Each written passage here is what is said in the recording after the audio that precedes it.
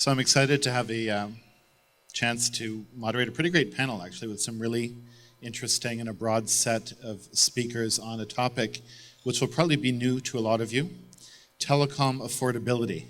Yeah, it's something that, in all seriousness, does get talked about a lot, and here we're hoping to maybe put together some constructive ideas. So I'll ask Janet Lowe to come up. She's Vice President of Privacy and Consumer Legal Affairs at TekSavvy, formerly a lawyer at PIAC, the Public Interest Advocacy Centre, formerly of the Canadian government for a little while, and really has seen lots of sides of these issues. So thank you, Janet. Philip Palmer, so please do take your seat, as they say. Philip Palmer, a board member of the Internet Society Canada chapter, a lawyer here in Ottawa as well as in Middle Europe from time to time, and a longtime federal civil servant at the much lately talked about, for whatever reason, Department of Communications. Tamir Israel as well is somewhere around here. He is a longtime staff counsel, I think I can now say, at CIPPIC, the Canadian Internet Policy Public Interest Clinic at the University of Ottawa, and he is the possessor of lawyers' robes that have been to the Supreme Court likely more than most other robes in this country. Madeleine Redfern, who is here with us as well. She is second term, I believe, mayor of Iqaluit. She is, I think, the first Inuk to clerk at the Supreme Court of Canada. She is involved in setting up an internet exchange in Iqaluit, and generally has a very broad set of experience around these issues in the north. And then I'll also ask Gisele Bouvier to come up. She is a former cartographer, a former bank teller. She ran a screen printing business for 17 years. She is a longtime civil servant, but for the last 5 years, she has been working with Acorn, a national organization that does advocacy around low and medium income families. She's been very active on telecommunications issues, in particular around bringing lower priced internet access to Canadians. So, a star-studded panel. I'm excited to moderate it. And the first thing I think we'll do before we get into more substantive matters is simply ask everyone, who are your service providers and what do they charge you?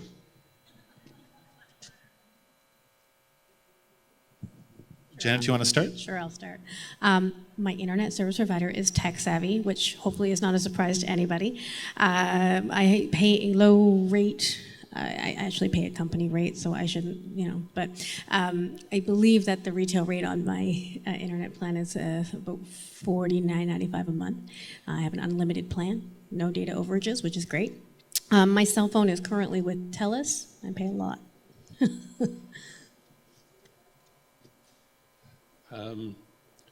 I get my internet services, television, and not my cell phone, from Bell. I have a cell phone with Bell.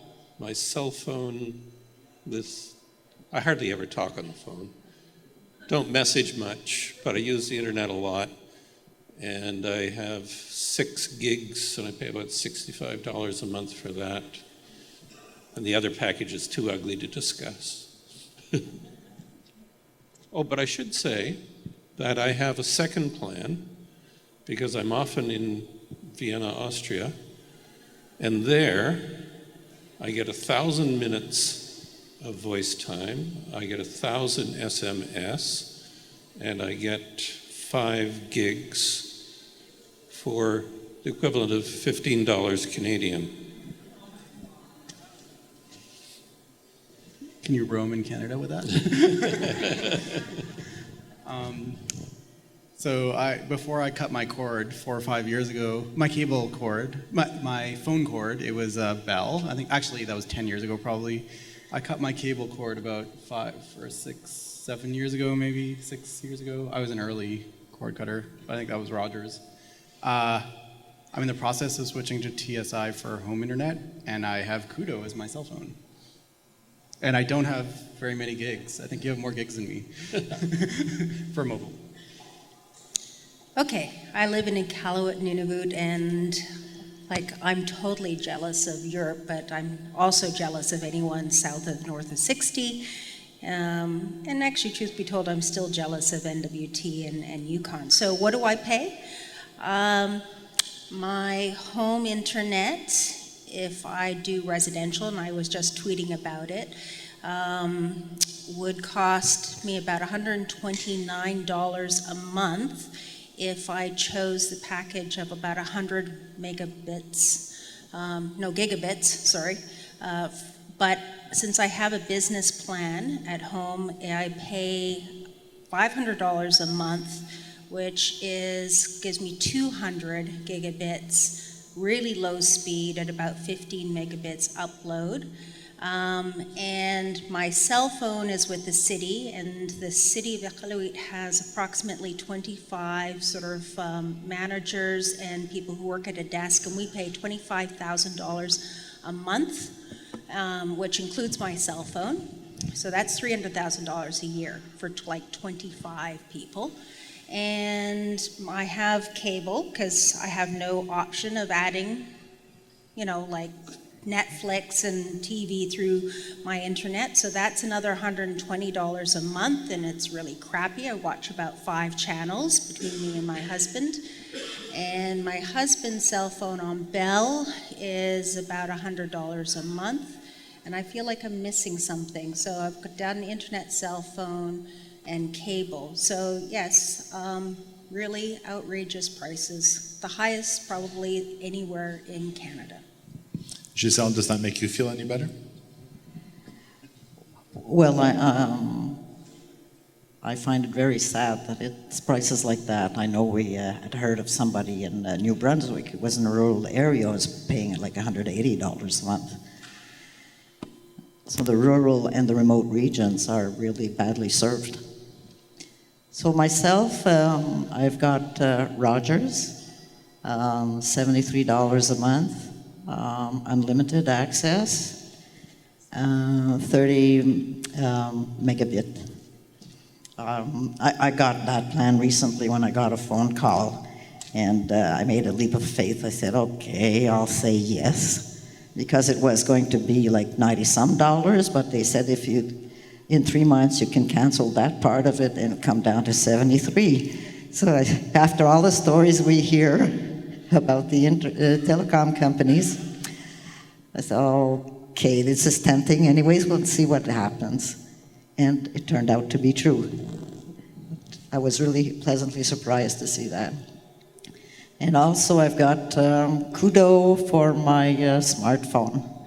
And that's was $40 a month, but now it's $52 because they convinced me to get a Samsung at half price. So that's it. No cable. After all those reality shows, I cut that cable many years ago. It was one of those programs where they travel around the world and the guy had to eat something, which I won't tell you what it was, but I got so disgusted I got up and phoned Rogers and canceled my cable. Well, I just subscribed to cable again with the rise of the Raptors, and so I have my $60 TekSavvy plan, and then my $20 plus $20 for the Raptors, $100 TekSavvy Bell, and then a couple hundred more a month for the various cell phones in my family. And so, I think it's a broad range, but certainly we see things can get really expensive, and nobody's really happy about this. So the next question really is, who cares? From a policy standpoint, should legislators, should policymakers create special rules requiring that, whether it's by regulating prices, by engineering competition, by some other means, telecom services have to be affordable? And more importantly, perhaps, why? Janet? Sure. I think we've had a really great conversation today about the importance of the internet and how it has a power to connect people and equalize opportunity, access to education, access to work. It is increasingly viewed as an essential service. And so the conversation is more than just, how much does this particular service cost? It's how much does this service cost, which is viewed as a public good. So I think that's sort of that's the lens we have to view the question of affordability or why it's important. From my corner of the world at TekSavvy, we have lived experience in our call center. We take over 1 million calls a year from people looking for service. And I try to spend a bit of time every week on the floor, listening into calls and supporting where I can. And the number one thing that comes up when people are looking for service is they're tired of being overcharged. They're tired of getting the annual rate increases from what they perceive as not a lot of choice. They're tired of new charges showing up for customer service. They're tired of being taken advantage of by what they perceive as a market with very few choices. And we can talk about what that market looks like, but people are frustrated by how much they're paying. And we at TekSavvy launched a tool called Pay Less to Connect.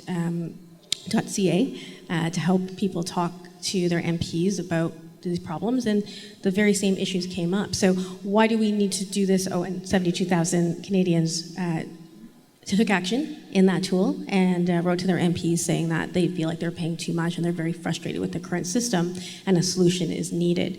So I think it's very important when we look at telecom policy to make affordability one of those objectives and an outcome of, and to think about it from the lens of this is infrastructure that serves the public, and how can we make it accessible and affordable for everyone?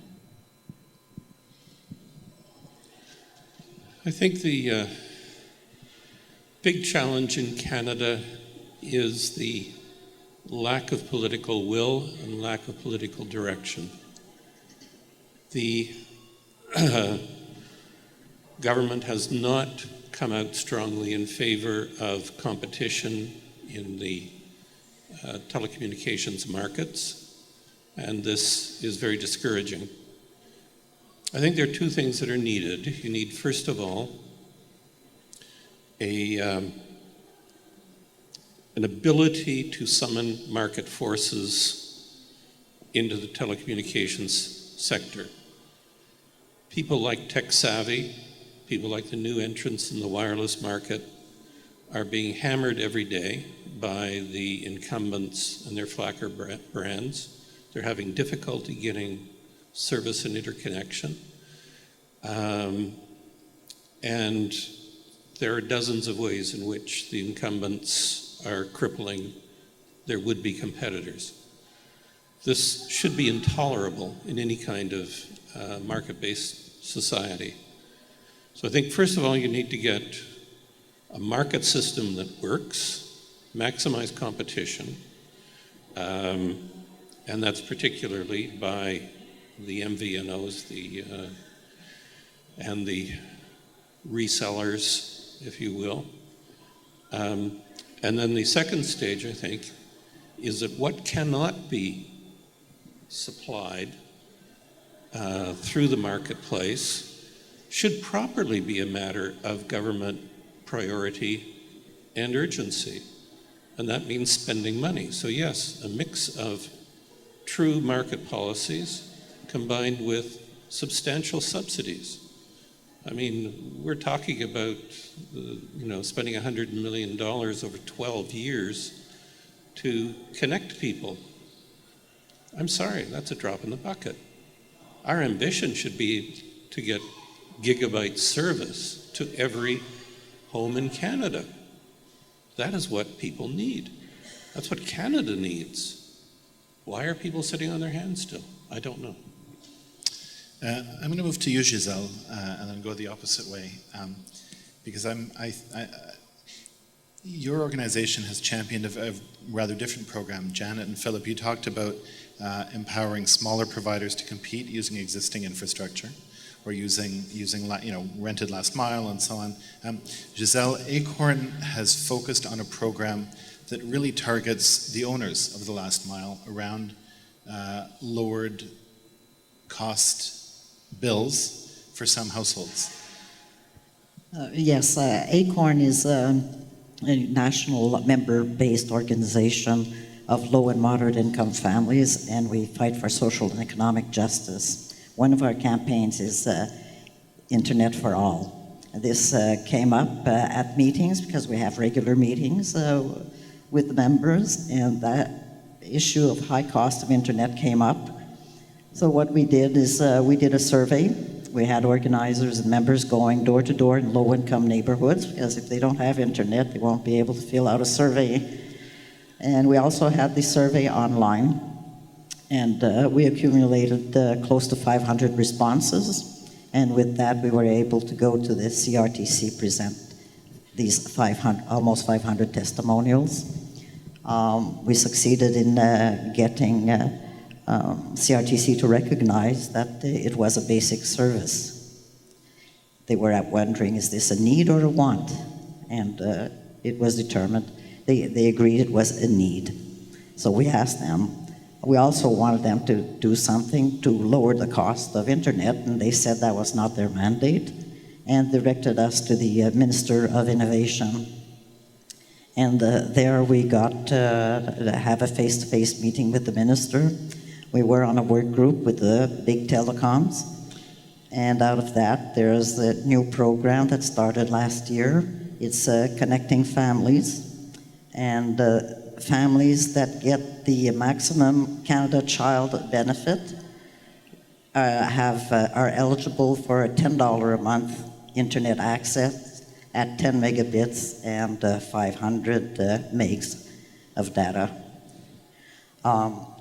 So we were happy to see that, but that only opens it up for 220,000 families, and there are over 1 million families that are low income. So we're continuing our fight because we want to see the government expand this to all people on low income. Madeleine, is that the kind of program that would work where you are? That program's interesting, but I think what I really want to say is that we've got a very fractured and broken sort of system, which actually needs a thorough rethink. And while the federal government just recently announced that they're going to put a lot more money into trying to achieve some basic goals, 50-10, for 90% of Canadians by 2021, and then 95% of Canadians by 2026, and then 100% Canadians by 2030. But the reality is, in that time frame, you know, the 50-10 is that's a goal that we should be trying to achieve at a much sooner rate. There's whole sort of, issues, everything from CRTC has said that we need to break down monopolies, but then we see the ISED, programs perpetuating monopolies. We see that the big telecommunication companies are not allowing, community-based driven approaches or smaller companies to come into the marketplace. So the Internet Society, the Federation of Canadian Municipalities, which represent 90% of communities across Canada, are pushing for a national broadband strategy, because without a strategy, without a proper sort of, a policy approach, looking at where our system is broken, how do we achieve, this great program, but it needs to be, encompassing an overarching look at how do we fix the system? How do we achieve these goals that we're setting out without a plan in place? How do we fix the system, Tamir? You want me to fix it now? I thought we were still... Well, let's start with, let's start with why it's so important. I think we definitely need to do more than we're doing, absolutely. The levels of investment that we're putting in from the government. So just as a starting point, I do agree with what my colleagues were saying. Internet is, this is obvious at this point, but it's essential to participation in modern life. I think in Canada we have a particular opportunity to really, given that we have such a rural presence, we have a real opportunity to leverage the internet in ways that will allow rural areas to overcome physical barriers and participate in a lot of things that they would not be able to otherwise. So for Canada, there's a particular benefit to, and we heard from the keynote earlier on some examples of how that's manifesting already. But I mean, I think with greater connectivity, that could happen more and more. So we have I think for Canada, both from an economic perspective and from an individual, like an individual empowerment perspective, we should be doing all that we can. This should be a top priority. It isn't. I think the data is, like, we like to turn to data, but like the data is also telling here the fact that our costs are among the highest in the world, but we have like decent coverage in terms of, most people in Canada have some sort of internet access option, but the number of people who are connected, who are actually using those options in Canada is amongst the lowest in the OECD, which means that price is really keeping people off the network. And even the people who are on the network are using it less. So like in mobile in particular, we're using people in Canada are using their mobile data less than anywhere, like than most other places in the OECD. And this is a response to the high prices that we're experiencing. So I think you can see that the price is really the variable here. The way to bring it down, there's a lot of options. There's some regulatory, some will have to be like money come from the government, but I don't know if you want me to do all those now, or Let's work our way there. First Yeah, of all, let's do that. let me ask about some of the partial solutions, Philip, that we've raised. We've heard a little bit about making telecom services affordable in different ways, and at the same time, we've talked, and you've talked about bringing new players into the market. Some of the ways in which we've tried to make them affordable aren't about bringing new players into the market. They're almost, Madeleine, you talked about, reinforcing the monopolies and so on. Where do we fit as between the kinds of program that Gisele described and the kinds of program or approach, for example, that Janet has been talking about? Are those compatible? You're asking me? Okay. I think the primary objective has to be to properly address the segments of the market where there is market failure. And that is the case where we're dealing with the poor. It's the case where we're dealing with the remote and isolated communities, and all of cottage country. 30 miles from Ottawa, your service deteriorates to practically zero. You're back in the 1990s, and that's just simply intolerable. So there needs to be sustained government interest in this and funding to make up the difference between what people can afford and what is affordable. And there's going to be a gap there. I mean, what market will tell you is this is the price at which this service can be delivered. If there's competition, that price will be driven towards cost. And so that gives you the idea of where this is. And then how do you get people who cannot meet that market price into that infrastructure? And that, I think, is the role of government.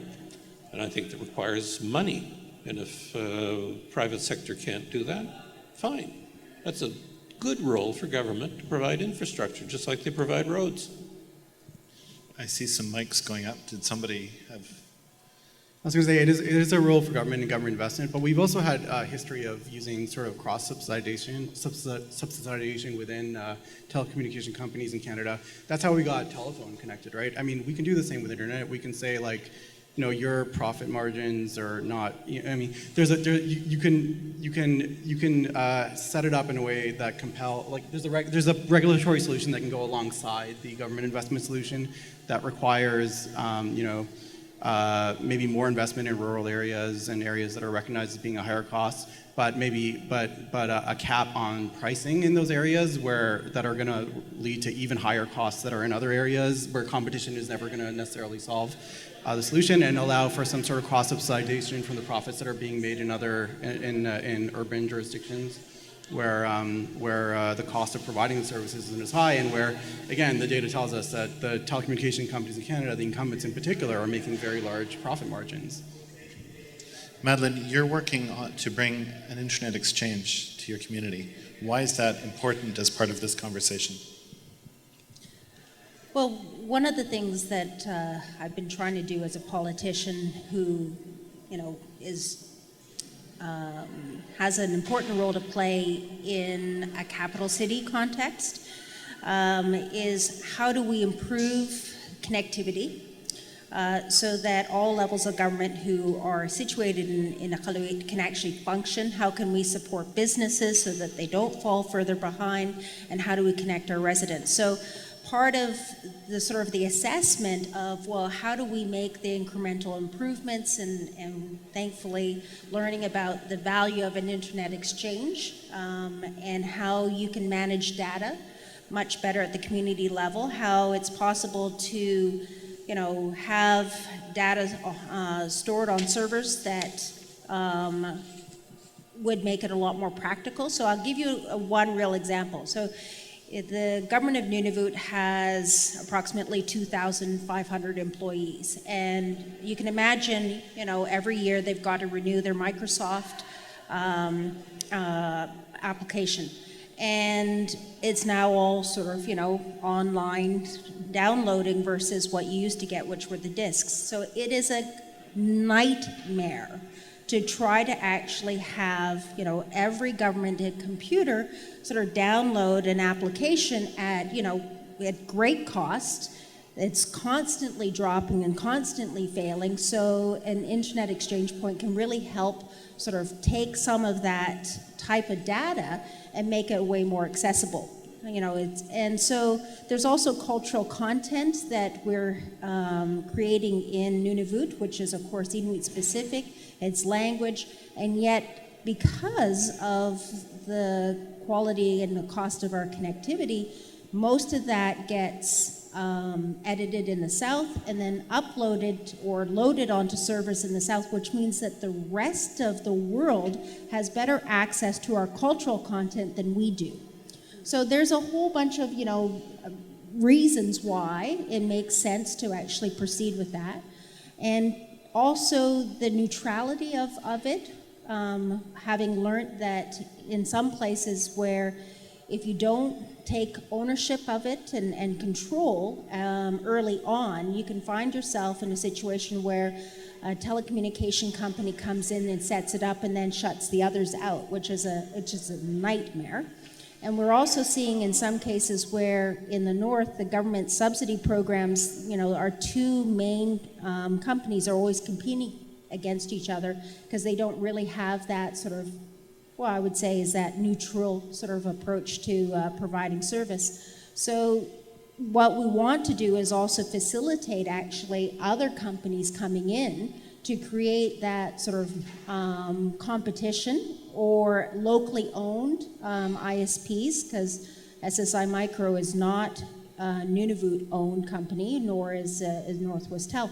So it's part of looking at that sort of picture, and also if we can get the IXP, it makes a better case for actually bringing fiber, connection from Nuuk, Greenland to Iqaluit, because Iqaluit, while we're only one of 25 communities of 25% of the population in Nunavut, we consume over 75% of the broadband for the entire territory. So it makes a lot of, sense from a governance point of view. It makes a lot of sense from an economic point of view and a societal point of view. So it's what I'm trying to do is say that, region by region and nationally, I think there are these key elements of infrastructure and investments that you get huge returns on. And promoting competition is part of bringing that investment. Gisele, should companies like TekSavvy also have to offer $10 packages? If they can afford it. But when he was explaining how TekSavvy functioned, it made me think of the big problem they had in the States with the railroads. I think at the end of the 19th century or beginning of the 20th century, where these monopolies of railroads would charge smaller, some that own trains to get on their tracks. They charge them more, so if a farmer had to send his grain to Chicago or whatever, if he had only that other supplier, they would cost a lot more, so the government of the United States intervened.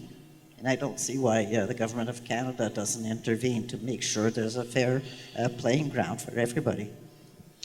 Janet, in the CRTC, when it held its basic services hearing, and I know Gisele and actually most of you, I think, in this panel intervened in it, one of the arguments considered was the idea that, look, in outlying areas where there isn't even an economic case for one broadband provider, to go and then have to engineer the network so that multiple broadband providers could go and use it was simply not a justifiable cost.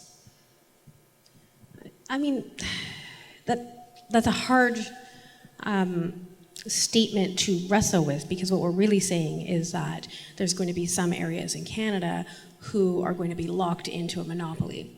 And is that really what we want? Is that the best way to serve those Canadians? Will they be able to access the services on terms that are reasonable and affordable to them? I do want to kind of go back to Gisele, as we're talking about the $10 affordable internet plan, and it's a great question whether TekSavvy should do a plan like that, because we've been trying to figure out how we can do our part and help to make our internet services more affordable. So we're looking at, if we can do a $10 internet plan on the facilities where we have built, and we're investing in. But on the wholesale side, which is how we serve most of our customers, it's very, we're basically looking at, do we offer $10 internet when our wholesale rates are sometimes double that? And so we would be taking a loss, A, and B, if we decided to accept that loss, we would be paying the wholesale providers, and they would be making, they would be compensated for our use of their network plus earning a markup on that. So it's a bit of a catch-22. We certainly want to do our part on affordability, but we struggle, as my colleague Andy spoke a lot to earlier, with the wholesale policies in Canada entrenching a lot of the incumbency advantages through very high wholesale rates and other barriers that challenge the degree to which we can offer competitive services or competitive prices and help make internet more affordable for Canadians. We definitely want to do our part. When the CRTC dropped the wholesale rates in 2016 because they said that the incumbent costing had completely ignored their methodologies, double counted. CRTC said it was very disturbed and dropped a lot of the wholesale rates on a range of 30 to 90%, depending on the carrier. When the CRTC dropped our wholesale rates in 2016, we reduced prices for our customers to over 98% of our customers, and also in market, because that was the right thing to do, but that's also because that's how competition works. So, we're doing what we can from our corner of the world, but I think it speaks to the importance of getting these wholesale policies right, especially if that's the competition that we want to lead to the outcome of affordable internet for everyone.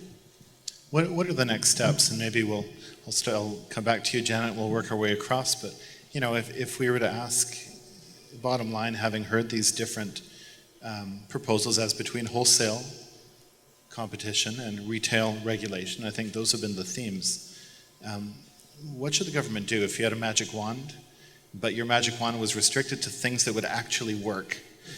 Janet, what are the two things one or two that you'd like to see actually happen? So the most immediate thing that could happen, I'm hoping within the next few weeks, is a policy direction from the government to the CRTC to put consumers first and to make sure that competition in all forms is the outcome of their decision making, to foster affordability and lower prices.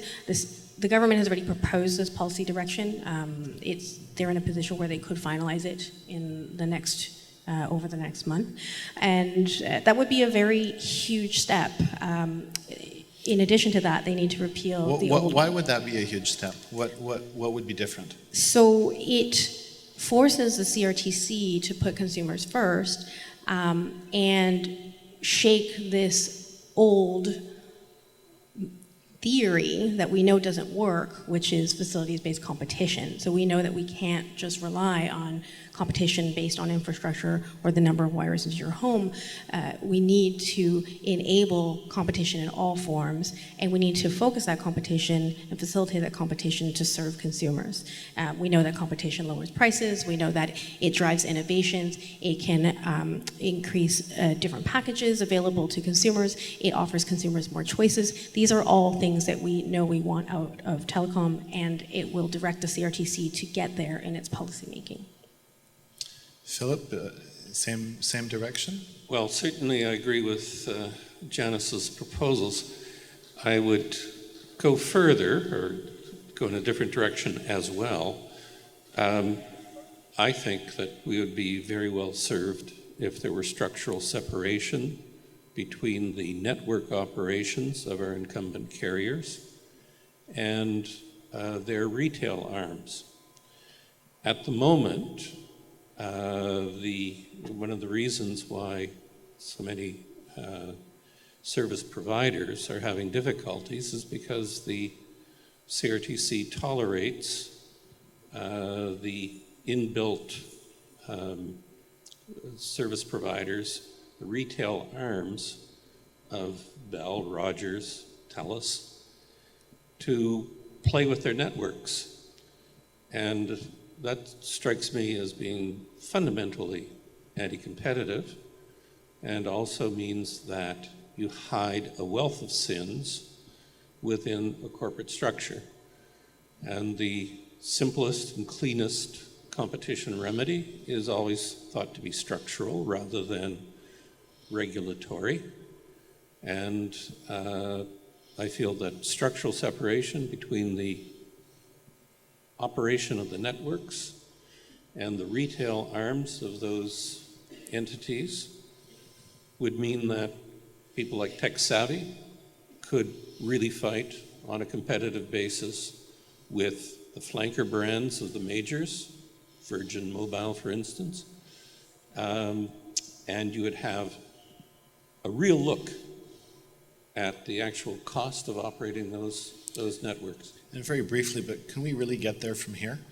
I mean, these are companies, we have thousands and hundreds of thousands of pensions invested in these companies and so on. I mean, wouldn't that cause havoc in the Canadian economy? I don't think it would cause havoc. I think the Canadian economy would simply be disburdened of huge white elephants. The amount of savings that you could probably get out of Bell Canada, if it were properly managed, would be enormous, and it would be unlocking innovation and competition. Small guys, small businesses, everybody would benefit. Who's harmed? The other answer is, of course, that we do have examples in Australia and Britain, the fourth largest economy in the world, or fifth, where they have taken BT and they have split it quite successfully, not without hiccups. I mean, there's a lot of resistance and a lot of work to be done, but it's been done. Australia is doing the same thing. So it's not like this is from outer space. It's an actual, real telecommunications policy option that we just simply have ignored. Tamir, are you got anything from outer space for us? I'll just say, so structural separation, I don't think will, I think there'll still be, two or more companies to run. They'll just be wholesale and retail. So in terms of jobs, at least, it might lead to more jobs, but less maybe profits, which is, I think, where the biggest margin in Canada that actually exists that can be leveraged to solve some of these problems is right now, is that just looking at the comparative the comparative data, we have some of the higher profit margins among developed countries. I think structural separation would be one way of getting at that and do you mean structural separation of both the telecom and the cable companies that compete, or just one or the other of them? I think you'd have to either put all wholesale in one entity, which that would be very difficult, because there you'd have to actually split up companies, or just split up all wholesale and retail in the largest providers. I don't actually think, though, that we're gonna get. I don't know if this is a viable. I mean, it's definitely a viable solution. In Australia, they set up a wholesale entity, and it's been functioning well. And their prices, they have some of the same challenges as us in terms of rural density, and in terms of investment. And they've gotten very good quality internet at very good prices in ways that we haven't been able to manage. I don't know if the political or regulatory wherewithal is there to do that. So I'm going to suggest some additional solutions that they can consider in the meanwhile as well. And I think there's essentially three problems that I'll go through very quickly that need to be solved, and give one for each, because they require separate things. So one is low income. So one is the general, high prices across the board. And I think there competition solves that very well. I think there's low income households that are going to be priced out regardless, that should still have access, but not just $10 for 100 gig access, because I don't think that's enough. I think we should be a bit more ambitious. They should have the same access that everybody else has. It'll cost a bit more. It'll drive down profits a bit, but there should be something to compel that. And then the rural challenge is one where competition can help there, and you should still have competition in rural areas, and there's ways of addressing that through wholesale tariffs. There should be a tariff for spectrum, maybe, so that municipalities, if they want to build local spectrum, local wireless networks on spectrum, if they have the backhaul to do it, there should be a way to do that. And by tariff, you mean compelling those who hold the spectrum to sell it under a standard contract to others? So they would have to build, there's no way to get spectrum if you're a municipality right now. They would have to, build some antennas and plug into the backhaul, but then they would be able to, get the spectrum from the incumbent or whoever owns it in the area at cost, maybe with a little bit of a margin, 5%, not higher, because we're trying to connect people, and they could provide a local network there. Other types of, there is an investment fund already, obviously, too, that anyone can build out of in rural areas. There's just not enough money there to allow for many new parties to build local networks. So that has to go up and be increased. And the last thing the last thing there is that where we have, to the competition point, the thing that we need to fix there is the way that the tariff system works right now is, I think this has been touched on by a bunch of people, but the way that we calculate the costs for those tariffs is broken, and the way that we roll them out to new technologies is incredibly slow. It's like we're almost, it's 10 years behind. It's got to be faster. It's got to be proactive, and there's got to be a way to make sure that it's clings very closely to costs. If we don't get structural separation, which would be the other way to get to that. So we need costing school. Sorry? So we need costing school. We need costing cops is what we need. Madeleine, what do you think about that? It seems to me if the telecoms were charging less, they wouldn't be making the huge profits they were making, and they tried to extend their infrastructure to get up more customers from all over Canada. Not right now, they're quite easy and comfortable with the prices they charge. Well, Gisele, what would you like to see happen? I would like if that microphone is your magic wand. I'd like them to lower their prices. If they can't do it, then have the government force them to reduce their prices. Madeleine? I think the fact that the government is prepared to invest gives the government quite a lot of leverage in deciding how that investment is going to enroll. There's issues around definitions. Something as simple as open source in our jurisdiction has turned out not to mean what, access to competitors, and that therefore if we can in the north we have and demand transparency of where those public investments are going for Nutrition North, but we don't do it for telecommunications. So it feels like sometimes it's like a Wizard of Oz scenario where you want to pull behind the curtains and you know that it's a mess back there, and that we do fundamentally need to figure out how as a country, and how with the billions of dollars that our government is prepared to invest, is to actually work with some very smart people. There's lots of them in this room and in this country, and there are other models that we can look at. I remember being in the UK about 20 years ago, and Canada was much cheaper at on our internet costs than it is, and it's the reverse now. And so we are definitely not innovative, we're not strategic, and I think we can do better.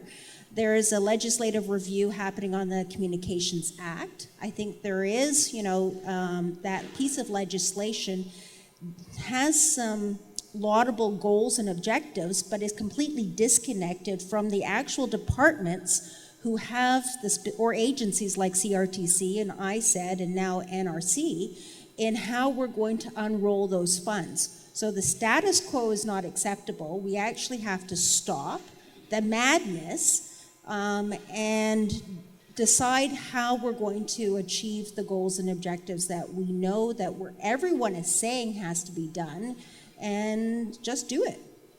Sounds easy, but it's a hell of a lot of hard work. Any questions on how we do it from the audience?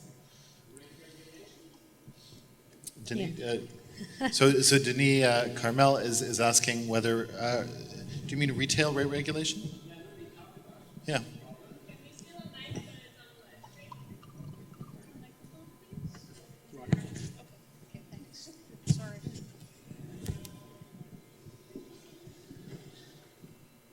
The question is, if the rates are too high from the government perspective or the commission perspective, you talked about engineering competition. It's been tried. The chairman used to work for Colnet, I think.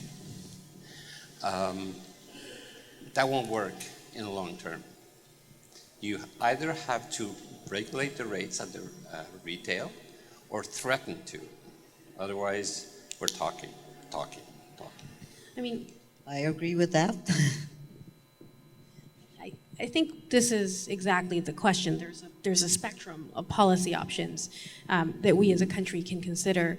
If we want to go back, or we are already heading back with the launch of new technologies where there is no wholesale access, if we are heading back to a world of monopoly or an oligopoly that controls the infrastructure, and that is, we're looking at not very vigorous competition between them, then the solution there is rate regulation to bring those rates down.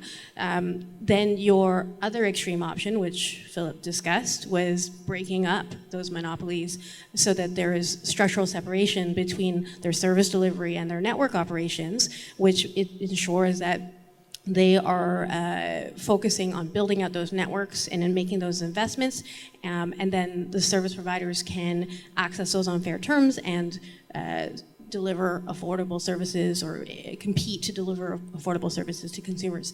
The middle option, which I think the Commission has already chosen, and the government is wholesale, opening up, or at least for internet, and they're now discussing whether to do this in the wireless space, opening up the networks for wholesale access by wholesale-based competitors like TekSavvy.